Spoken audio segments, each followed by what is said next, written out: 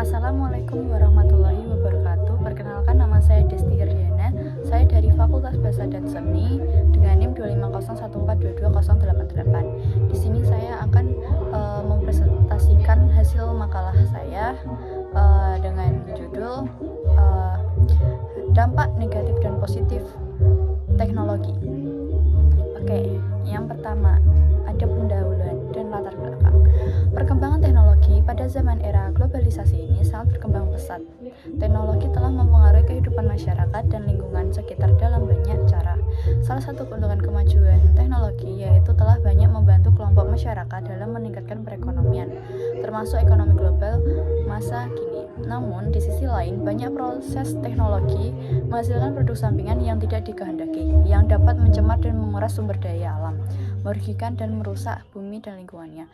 Berbagai macam penggunaan teknologi di kalangan masyarakat telah mempengaruhi nilai-nilai yang ada dalam suatu masyarakat, dan teknologi baru seringkali menimbulkan pernyataan-pernyataan etika baru dalam kehidupan masyarakat. Seiring berjalannya waktu, masa demi masa juga silih berganti. Masa yang lalu dan sekarang pastinya mempunyai suatu perbedaan dan perubahan, entah dari segi teknologi, adab, atau bahkan pola pikir.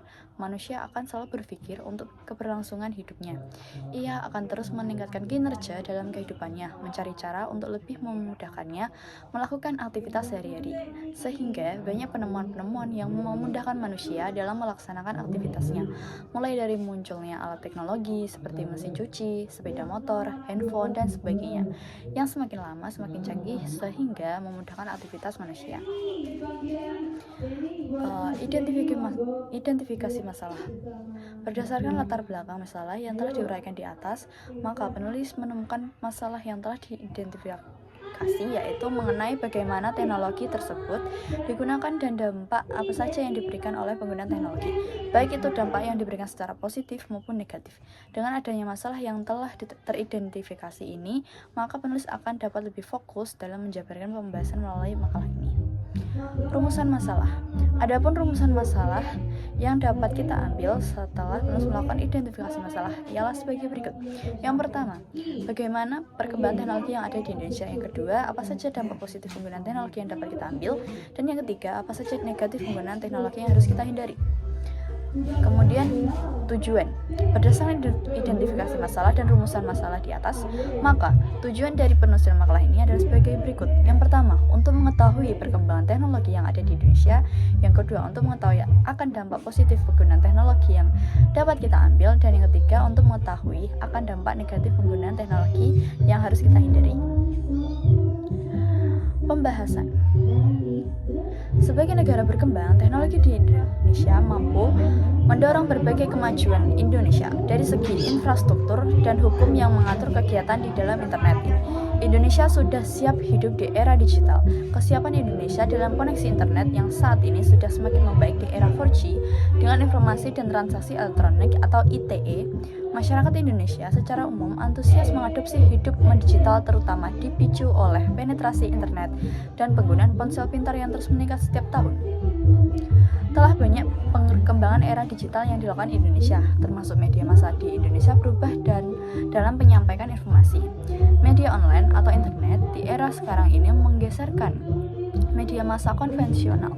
Walaupun hampir satu dasawarsa Indonesia terlambat dalam mengadopsi teknologi komunikasi khususnya internet, namun budaya digital masyarakat Indonesia sangat cepat menerima perkembangan teknologi tersebut. Dilihat secara global, Indonesia masuk dalam budaya digital yang dibutuhkan dalam mencapai pertumbuhan yang positif sesuai dengan kemajuan zaman itu sendiri. Dampak positif dan penggunaan teknologi. Teknologi komunikasi dan informasi adalah teknologi yang dibutuhkan untuk mengolah informasi dengan menggunakan komputer elektronik, perangkat komunikasi, dan aplikasi perangkat lunak untuk mengkonversi, menyimpan, melindungi, memproses, mengirimkan, dan memanggil kembali informasi kapanpun dan dimanapun. Adapun manfaat dari perkembangan teknologi komunikasi dan informasi bagi manusia. Yang pertama, berkomunikasi menjadi lebih mudah dan cepat. Manfaat dari perkembangan teknologi dan informasi yang pertama adalah memudahkan dan mempercepat komunikasi. Kehadiran teknologi komunikasi dan informasi baru telah menimbulkan revolusi komunikasi di seluruh dunia.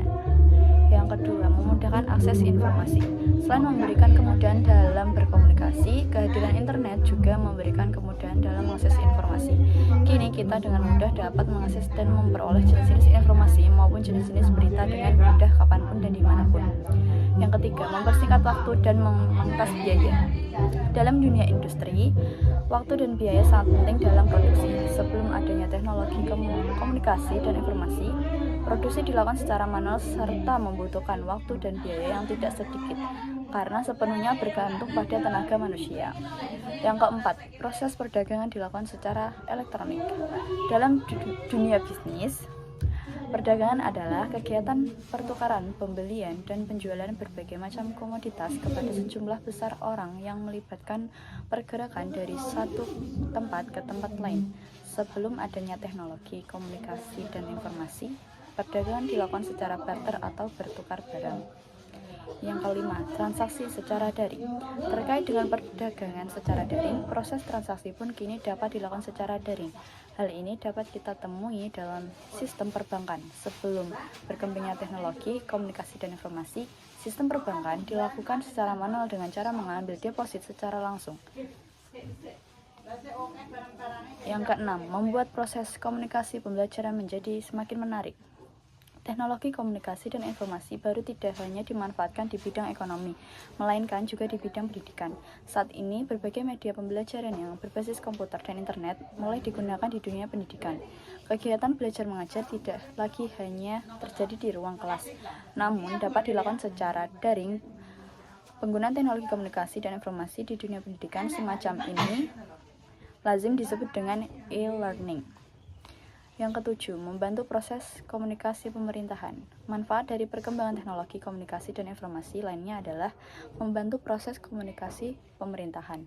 Berbagai sistem pemerintahan di seluruh dunia mulai menggunakan teknologi informasi untuk menyuguhkan akses kepada masyarakat, memperoleh informasi pemerintah yang dikenal dengan e-government.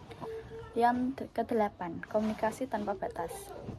Kehadiran internet sebagai hasil dari perkembangan teknologi komunikasi dan informasi telah memberikan pengaruh pada komunikasi antar manusia. Kehadiran internet sebagai faktor pendukung komunikasi online telah membuat komunikasi dan informasi menjadi tanpa batas. Yang kesembilan, berbagi informasi secara efektif. Semakin berkembangnya teknologi komunikasi dan informasi mengakibatkan semakin mudahnya kita sering bertukar informasi dengan orang-orang di seluruh dunia. Orang-orang dapat saling berbagi dan bertukar informasi, pendapat, atau berita melalui diskusi kelompok atau forum-forum daring lainnya. Yang ke-10, membuka peluang untuk dapat bekerja secara daring. Bekerja secara daring atau bekerja jarak jauh adalah salah satu manfaat lain dari perkembangan teknologi komunikasi dan informasi. Kini banyak sekali orang lebih menyukai untuk bekerja secara daring karena mempertimbangkan berbagai macam hal seperti lebih nyaman, mengurangi pengeluaran biaya transportasi yang harus dikeluarkan oleh karyawan, mengurangi waktu untuk pergi dan pulang kerja, tingkat stres yang lebih rendah, dan lain-lain. Dampak negatif dalam penggunaan teknologi. Selain dampak positif, kemajuan teknologi komunikasi dan informasi tersebut juga memiliki dampak negatif yang besar bagi kehidupan sosial masyarakat. Kemudahan dan kebebasan akses dari sarana teknologi komunikasi dan informasi ini telah menggiring kalangan masyarakat milenial pada tindakan negatif secara normal. Bahkan juga telah melahirkan sekelompok masyarakat kriminal yang memanfaatkan teknologi tersebut untuk melakukan perbuatan yang merugikan orang lain. Apa sajakah dampak negatif di era digital yang harus diantisipasi dan dicari solusinya? Yang pertama, ada ancaman penyalahgunaan pengetahuan untuk melakukan tindak pidana seperti menerobos sistem perbankan dan lain-lain. Yang kedua, ancaman pelanggaran hak kekayaan intelektual atau HKI karena akses dapat data yang mudah dan menyebabkan orang plagiatis akan melakukan kecurangan. Yang ketiga, ancaman terjadinya pikiran pintas di mana anak-anak seperti terlatih untuk berpikir pendek dan kurang konsentrasi. Yang keempat, tidak mengaktifkan teknologi informasi sebagai media atau sarana belajar. Kesimpulan dan saran.